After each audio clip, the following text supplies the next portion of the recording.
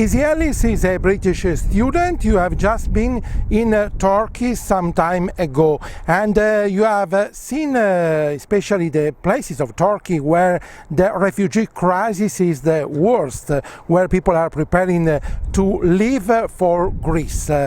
What's the situation you found? The situation with Cheshmi, which is about 9 miles from Chios, which is one of the main islands where the refugees arrive, is very bad. People are living in derelict buildings with no proper access to food, sanitation or water.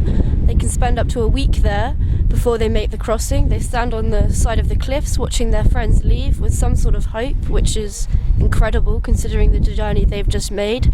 Further inland in Izmir, there's a lot more permanent camps where people are staying, which are in even worse condition, and people are actually paying to live in these horrible conditions. Again, food and water is limited, there's no sanitation, there's no access to healthcare or schooling for the children, so these people aren't being integrated into society properly, which is just going to encourage them to make the crossing even more. So the deal with Turkey will actually, the one in, one out policy will actually encourage the Turkish authorities to want the smugglers to take people to the Greek islands, because the more people that come to the Greek islands, the more people that the EU will take to rehome.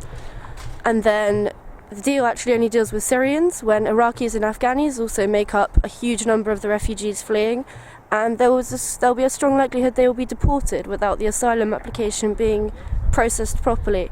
The deal also doesn't address the humanitarian crisis in Europe, where there's 14,000 people on the Greek-Macedonia border, which will double as the crossing gets easier when the waves, come down, which is already happening.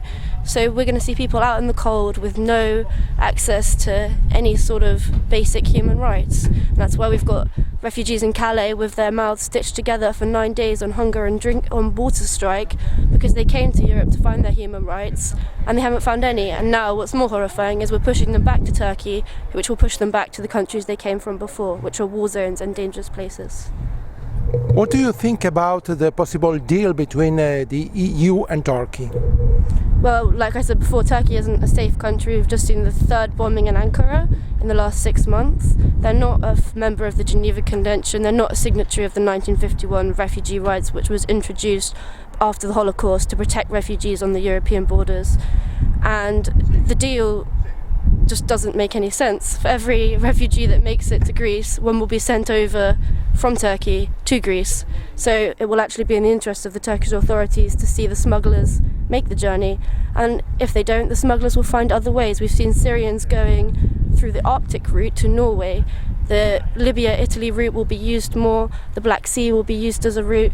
The smugglers will not stop, and the people will not stop coming, because they have a dream and they are resilient, incredible people that have faced horrendous things. This journey, they tell me, the journey across the sea isn't the easy part. It's the fun part, they told me. From what they face, this is nothing, and they will keep coming, and it's an absolute disgrace that this deal doesn't address the fact that women, men and children are dying in our seas at the hands of our own governments. We need to offer them safe passage, not send them back to where they came from.